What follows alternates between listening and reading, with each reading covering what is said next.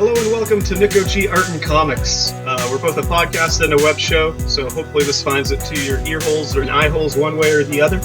Today we're going to be breaking from our regular interview segments, and we will be instead going over something I've been touting for a while that I was promising to do. So this week we'll be going through the craziest email I've ever got by someone who wanted to be a collaborator. So this is going to be a lot of fun. Shit gets crazy. This is some batshit crazy stuff in here, and it's a big yikes. And it was a big yikes right away, and I really wanted to answer his questions because they are so crazy. So I never got back in touch with them. My wife just said, like, this guy's a nut. So he won't be named here. I won't be doing anything sort of like that. I'm just gonna give you a list of crazy questions and maybe answer some too. Maybe some of the questions are none of your goddamn business. Here we go. Okay, so I mentioned that this is a crazy email questionnaire I got from somebody. I'm going to also point out that this was sent to me December 25th, 2018 at 2:42 a.m., and it was really pertinent. He phoned me at 2 to make sure I got it. He has a bit of a preamble beforehand, so he's copyrighted this questionnaire, copyright 2018. That's pretty funny. And it says, please answer the following questions concisely, precisely, and _honestly. And we might be trying to do that today. As I said before, maybe some of the answers to these questions are none of your goddamn business. So I'll make sure the ones that are I take like some personal umbrage to as far as collaborators go. So he also says, quote, some of the questions may seem overly personal or invasive. Correct. They come from dealing with too many neurotics, with too many bad habits and addictions that got in the way of a good working relationship. You can copy and paste and fill your answers below each question. Thank you for your permission. Question number 1. How are you with simple stick figures and pen and ink line drawing? Please furnish samples for this type of work, even if you have to do it on the spot. Okay, so right away, he's assumably has seen my art. He sees the styles that I work in, the styles I feel comfortable with, and he sees all that and is like, no, we're going to make a really good stick figure comic like it's 2003. Question number 2. How are you with comic strip captions? Do you letter by hand or use a drawing software with fonts? The software is a time saver. I want the captions below the cell under each character. How do you merge drawings with captions so they appear in the same master space for reproduction? How good is your command of English? Do you have good language skills? ? Now that one's a legitimate question. I guess he's asking my capabilities software-wise and, the rest. So fair enough. That one's fine.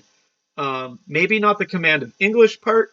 That, for an artist, doesn't really seem to be the most necessary thing. You can always have like an editor who maybe speaks the language, or at least someone who can talk to the language of whatever foreign artist you're hiring. He's sending this to me, and I've already sent him back some emails at this point, so he had known that. I mean, I sent him one email when he initially responded, and he made me sign an NDA for this questionnaire that he has apparently copyrighted. So I guess this wasn't completely unsolicited, but it was just like, hey, sign this so I can send you something. So I'm like, okay, I'll sign this. And now I'm breaking it, so who cares? Question number 3. Are you willing to market the strip and handle the business aspect of the enterprise for an additional 10% of the cut?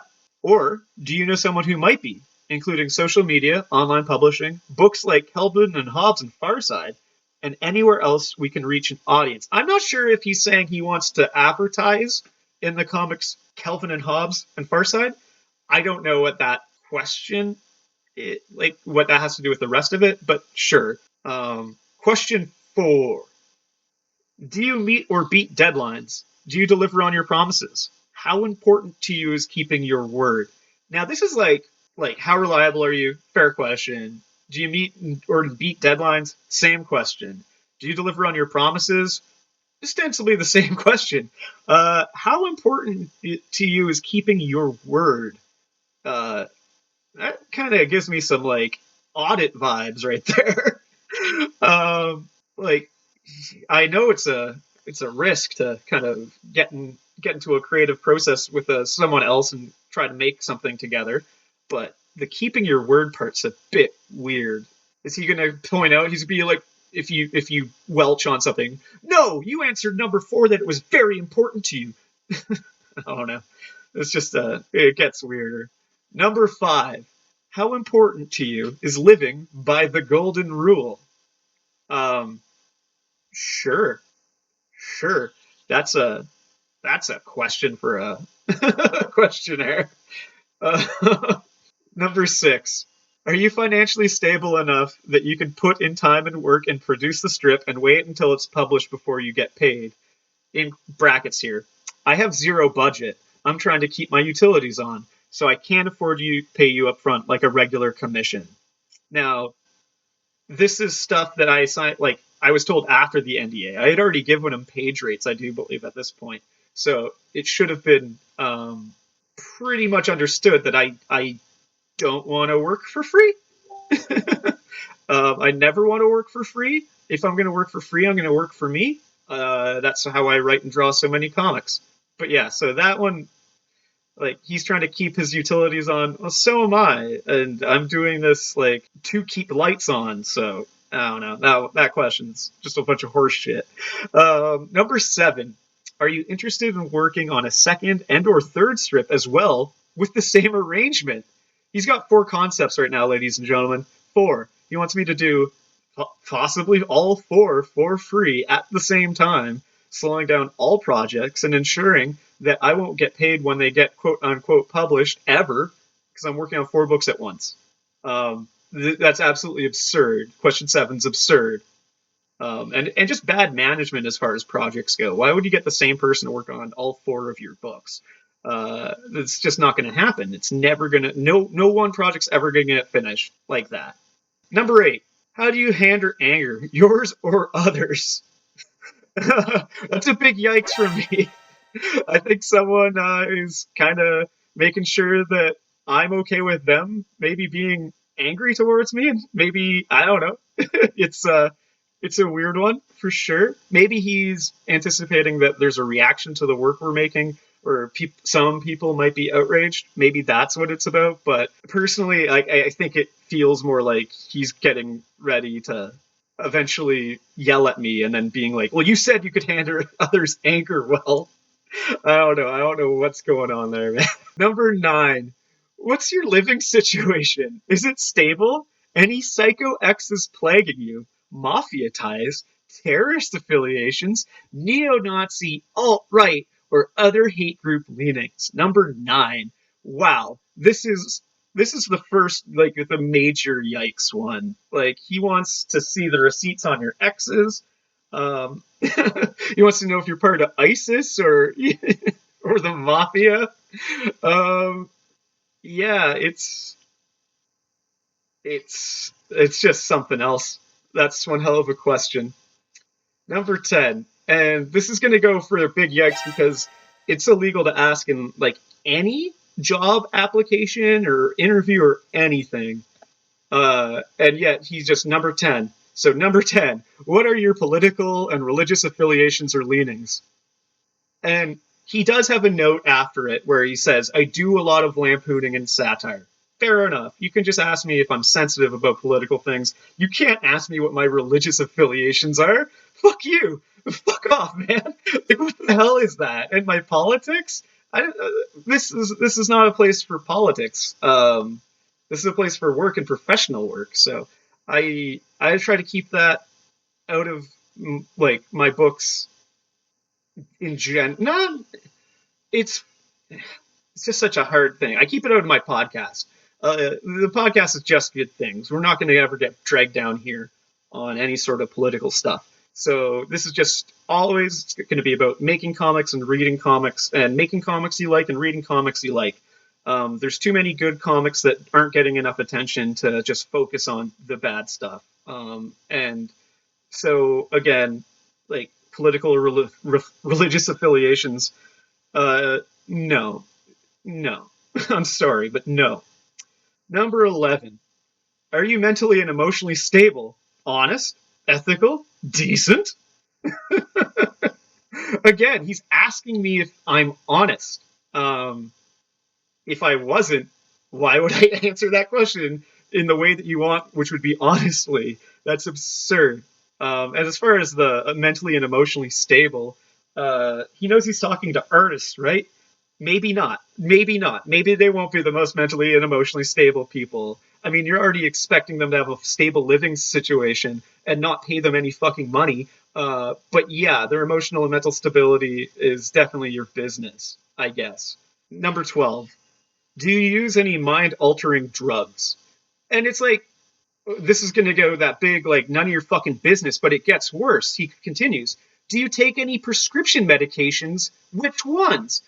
Fuck off, man. You don't, like, are you going into my copay? Like, what the fuck is this any of your business? It's absolutely absurd that you'd be asking people this shit. And again, you're talking to artists. Like, I understand that for a long, long time, the writers were considered the more right leaning or at least center.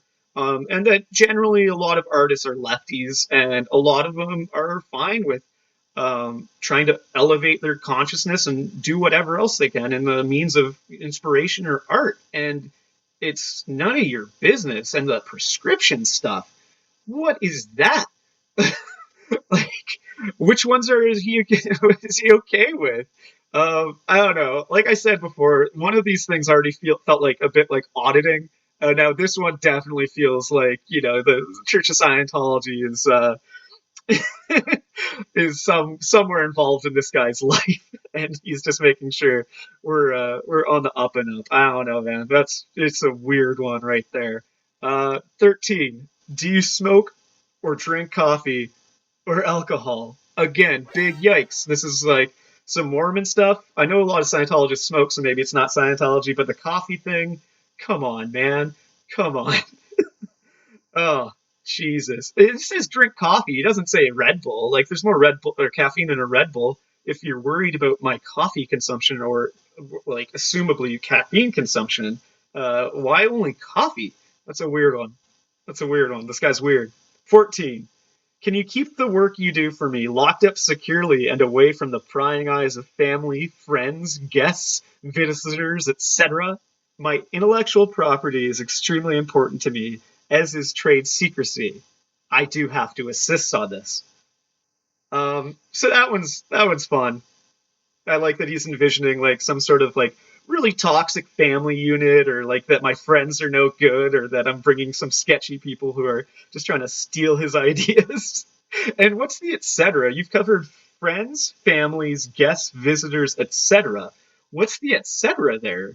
Is it like break and enter people? Is it the police? If I get like, I don't know. That's a weird one too. 15. Are you willing to sign an NDA? Again, he made me sign an NDA before giving me this copyrighted questionnaire. So, sure. 16. Does anyone other than you have access at all to your PC? Friends, family, etc. Now, this seems to be the exact same, even more specific question than 14. So I'm not sure what the point of this one is. Like, that would fit under prying eyes of friends, families, guests, visitors, etc., would it not? Your work on your PC? But yeah, like, yeah, is he not willing to work with me if more than one person has access to my PC? Is that what's happening? 17. What operating system do you have? What antivirus, anti-malware software? He is so protective of this idea, it's absurd. 18. How do you handle upsets, breakdowns, bumps on the road, obstacles, disappointments, etc.? And again, this one just screams Scientology. Upsets? How do you handle upsets? That's like word for word the exact same phrasing that L. Ron Hubbard uses. And just like this weird way of using like a colloquial term, but using it different. Handle upsets. It's weird. You're weird. 19. Are you available to do book tours, exhibits, and other events? And then in brackets, you don't have to unless you want to. I'll handle all that. Where are you located? And like that one's like a fine and reasonable one. I've had like when I did a kids book, I had like before I had been asked if I was open to do that. I've been asked by that by a publisher like a couple times. So that's that one's fine, I guess. But again, he's not paying this person, so is he expecting me to like front my own cash for my travel on this book that I won't see any profits to until after the fact? I don't know. I don't know. That's book tours. Oh man. 20. How easy are you to work with? Who would you not want to work with? You. I don't want to work with you. Oh man, I'm very easy to work with. I'm a people pleaser by nature, so like I always deliver my best. So yeah, who would you not want to work with? Like that's a broad question right there. Oh man. And like, what does he mean? Who would you not want to work with? Is he trying to get someone else on these books too? And it's like, I have to make sure they're okay with you. You didn't say you weren't okay with them. Like, what the fuck is that? Who would you not want to work with? That's gonna be a long list, probably. Like, I mean, I just don't even know. 21. This is actually an important question, but because he's a weirdo, it makes me think of the weird things that he's going to ask me to draw. 21. Is there anything you would not want to render in a strip? Uh, like that one, I get it. I've had a lot of commissions. I've done those commissions too. Some of them are supremely weird. And you can get rid of that weirdness, I feel, when I'm drawing it for money. That's how you do it. So again, if this guy's giving me the spicy content or whatever to draw, I'm not going to be drawing it for free because I'm just going to be assuming you're asking me to draw your fetishes. And it goes back to my age-old question that if you make, like erotic comics, and if I do it that for commission, do I consider myself a sex worker? Think about it. I don't have a firm answer to that question yet. I would say more on the yes side than no side. So again, is there anything I wouldn't want to render in a strip for no pay? There's a lot of things I don't want to render. Specifically, everything. And 22. Anything else you want to add? And I would say there's nothing more to say. Again, this is a copyrighted questionnaire. I didn't know you could do that. I don't think you can. But it was a fun read. Maybe one day I'll sit down and I'll answer all this truthfully. Because I don't know, if you guys think it'll funny, it would be funny to hear about all this.